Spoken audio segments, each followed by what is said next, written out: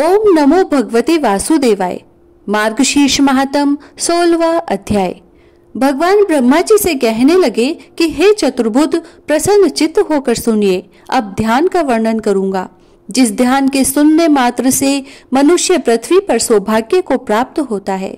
शोभायमान उद्यान के मध्य भाग में स्वर्ण की पृथ्वी पर दैदीप्यमान रत्नों से उज्जवल मंडप के समीप प्रकाशमान उदित कल्प वृक्ष के नीचे प्रदीप्त रत्नों की भूमि पर स्थित कमल पर विराजमान महानील मणि के समान नील कांति वाले अत्यंत बाल स्वरूप गुड़ के सदृश चिकने और मुख विंद्र तक फैले हुए सुंदर केश, सुंदर लाल होठ वाले भ्रमर समूह से घिरे हुए उत्फुल्ल विकसित कमल के समान प्रमुग्ध अत्यंत सुंदर मुख वाले शोभायमान श्रेष्ठ कमल के समान नेत्र वाले चलायमान कुंडलों से प्रकाशित तथा उत्फुल्ल ऊपर को उठे हुए कपोल वाले सुंदर नासिका वाले सुंदर मुस्कान युक्त मुख, अनेक भूषणों से शोभित कंठ वाले सुंदर कमल के समान नख वाले सुंदर नेत्र वाले, चलने से उड़ी हुई जो धेनु की धूली उससे धूसरित वक्षस्थल वाले,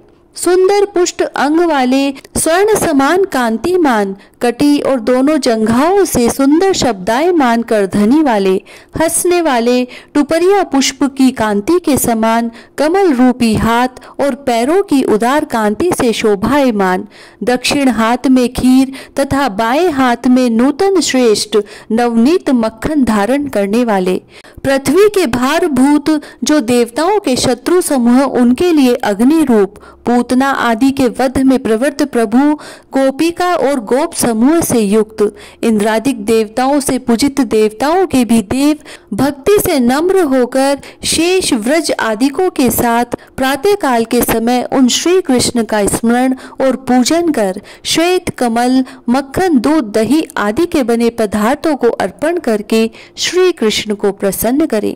जो मनुष्य प्रतिदिन आस्तिक बुद्धि से युक्त होकर प्रातः काल में नियम से अच्युत भगवान का पूजन करता है, वह थोड़े समय में संपूर्ण लक्ष्मी को इस लोक में पाता है और मरने पर मेरे शुद्ध धाम को पाता है।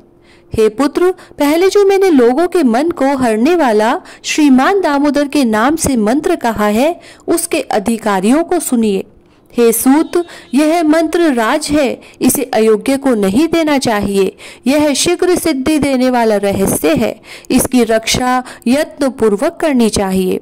आलसी मलिन क्लेश युक्त दंभी मोह से युक्त दरिद्र रोगी क्रोधी भोग की लालसा करने वाला असूया और मत्सरता से ग्रस्त शट कटु वचन बोलने वाला अन्याय से धन संचय करने वाला पर स्त्री से गमन करने वाला सदैव विद्वानों का बैरी ज्ञान से शून्य अपने को पंडित मानने वाला व्रत से भ्रष्ट क्लेश से जीविका करने वाला चुगलखोर दुष्ट मनोवृत्ति वाला बहुत अधिक भोजन करने वाला कूर क्रम करने वाला दुरात्माओं का मुखिया कृपण पातकी भयंकर आश्रितों को भय देने वाला, इस प्रकार के दुर्गुणों से युक्त मनुष्य को शिष्य न बनावे। यदि कोई ऐसा शिष्य बनाता है तो उसका दोष गुरु को भी लगता है। जैसे मंत्री का दोष राजा को, स्त्री का दोष पति को लगता है, वैसे ही शिष्य का दोष गुरु को भी अवश्य लगता है। अतः गुरु शिष्य की परीक्षा किए बिना चेला न बनावे।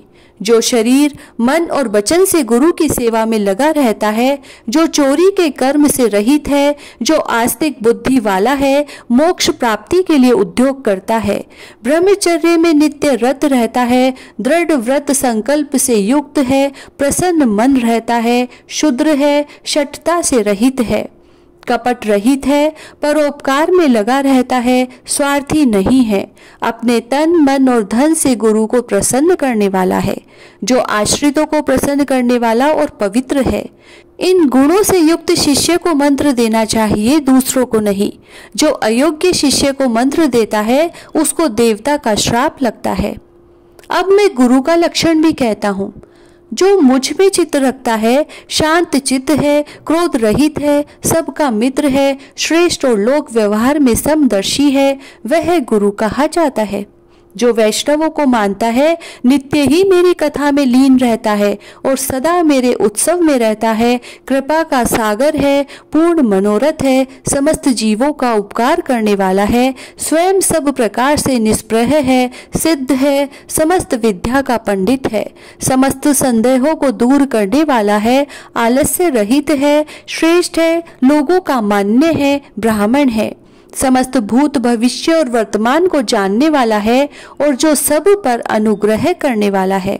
जो इन गुणों से युक्त है वह मनुष्यों का गुरु है। हे पुत्र, मार्गशीर्ष मास में मेरे मंदिर में ऐसे गुरु से मंत्र ग्रहण करना चाहिए तथा विद्वान विष्णु के व्रतों को ग्रहण करें। मेरे प्रिय श्रीमद् भागवत का हमेशा श्रवण करें। मुझको प्रसन्न करने वाला और लोक में प्रसिद्ध श्रीमद् भागवत नाम पुराणों का श्रद्धा युक्त होकर श्रवण करे। जो मनुष्य नित्य श्रीमद् भागवत पुराण का पाठ करता है उसको प्रत्येक अक्षर में कपिला गोदान का फल मिलता है और जो भगवान का आधा श्लोक अथवा श्लोक का एक पाद नित्य पढ़ता है या सुनता है उसको 1000 गोदान का फल प्राप्त होता है। हे पुत्र, जो जितेंद्रिय होकर भगवान के श्लोक का पाठ करता है वह अष्टादश पुराणों के पाठ फल का भागी होता है। जहाँ पर मेरी नित्य कथा होती है वहाँ पर वैष्णव वास करते हैं और जो सदा मेरी पूजा करते हैं वह कलयुग के दोष से दूर रहते हैं। जो मनुष्य अपने घर में वैष्णवों के शास्त्रों की पूजन करते हैं वह समस्त पापों से मुक्त होकर देवताओं से वंदना किए जाते हैं। जो अपने घर में इस कलयुग में मद् भागवत शास्त्र का नित्य पूजन करते हैं, पद पदार्थ की व्याख्या करते हैं और कहते हैं कि मैं उन पर अत्यंत प्रसन्न रहता हूँ। हे पुत्र, जितने दिनों तक घर में भागवत शास्त्र की चर्चा रहती है तब तक पितृ दूध, घी और शहद तथा जलपान करते हैं। जो लोग भक्ति से वैष्णव को भागवत शास्त्र का प्रदान करते हैं वह कल्प कोटि सहस्त्र वर्ष पर्यंत मेरे लोक में वास करते हैं। जो सदैव अपने घर में भागवत शास्त्र का पूजन करते हैं वे महाप्रलय पर्यंत तक सब देवताओं को प्रसन्न कर देते हैं। घर में भागवत का आधा श्लोक का एक पाद रटना श्रेष्ठ है, तो अन्य सैकड़ों हजारों शास्त्रों के संग्रह से क्या प्रयोजन, अर्थात सब व्यर्थ है। कलयुग में जिनके घर में भागवत शास्त्र नहीं है वह यमराज के पाश बंधन से कभी मुक्त नहीं हो पाता। कलयुग में जिसके घर में भागवत शास्त्र नहीं है वह कैसे वैष्णव हो सकता है, वह तो चांडाल से भी अधिक नीच है। हे लोकेश, हे पुत्र, मेरे प्रश्नार्थ सर्वस्व देकर भी श्री भागवत शास्त्र का संग्रह करना चाहिए। कलयुग में जहाँ जहाँ पवित्र भागवत शास्त्र होता है वहाँ पर ही मैं सदैव देवताओं के साथ वास करता हूँ और वहाँ पर नित्य समस्त तीर्थ, नदी, नद, सरोवर, यज्ञ, सातपुरी और समस्त पर्वत वास करते हैं। हे लोकेश, यश धर्म में विजय चाहने वाला धर्म बुद्धि मेरे भागवत शास्त्र का पाप, क्षय और मोक्ष के लिए श्रवण करे। श्रीमद् भागवत पुण्य, आयु, आरोग्य, पुष्टि को देने वाला है। इसके पढ़ने या सुनने से मनुष्य सब पापों से छूट जाता है। जो मनुष्य श्रेष्ठ श्रीमद् भागवत को न तो सुनते हैं और न सुनकर प्रसन्न होते हैं, यमराज सर्वदा उनके स्वामी हो जाते हैं। यह निश्चय ही सत्य है। हे पुत्र, जो मनुष्य जिस दिन श्रीमद् भागवत को सुनने नहीं जाता है, विशेष करके एकादशी के दिन नहीं जाता है, उससे बढ़कर दूसरा और कोई पातकी नहीं है। जिसके घर श्रीमद् भागवत का एक श्लोक, आधा श्लोक अथवा श्लोक का एक पाद भी हस्तलिखित रहता है उस घर में सदैव वास करता हूँ। जैसा मनुष्य को पवित्र करने वाला श्रीमद् भागवत है वैसा समस्त आश्रमों, ब्रह्मचर्य, गृहस्थ, वानप्रस्थ और संन्यास का धारण करना और समस्त तीर्थों में स्नान करना पवित्र नहीं है। हे चतुरानन, जहाँ जहाँ श्रीमद् भागवत होता है वहाँ वहाँ मैं बछड़े से प्रेम करने वाली गौ के समान दौड़कर जाता हूँ। जो मेरी कथा का वाचक है तथा जो मेरी कथा के श्रवण में रत है अथवा मेरी कथा को सुनकर प्रसन्न होता है, मैं उसका त्याग कभी नहीं करता। हे पुत्र, जो श्रीमद् भागवत को देखकर खड़ा नहीं होता उस मनुष्य का 1 वर्ष का पुण्य नष्ट हो जाता है। जो श्रीमद् भागवत को देखकर उसके सम्मान के लिए खड़ा हो जाता है या नमस्कार करता है, उसको देखकर मुझको अतुल प्रीति होती है। जो मनुष्य श्रीमद् भागवत को देखकर उसके सन्मुख जाता है, वह पद पद में अश्वमेघ यज्ञ के फल का अवश्य भागी होता है। जो मनुष्य उठकर श्रीमद् भागवत को प्रणाम करता है, उसके लिए मैं धन, पुत्र, स्त्री और भक्ति देता हूँ।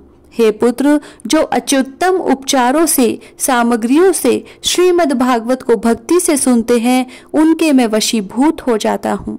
हे सुव्रत, जो मनुष्य मेरे समस्त उत्सवों में स्वरूप भेद से भक्ति पूर्वक श्रीमद् भागवत का श्रवण करते हैं और वस्त्र, अलंकार, पुष्प, धूप, दीप आदि उपहारों से पूजन करते हैं, वे मनुष्य मुझको अत्यंत वश में कर लेते हैं, जैसे श्रेष्ठ पति को पतिव्रता स्त्री वश में कर लेती है। इति श्री स्कंद महापुराणे मार्गशीर्ष मास महात्म 16वां अध्याय पूर्ण हुआ। जय श्री राधे।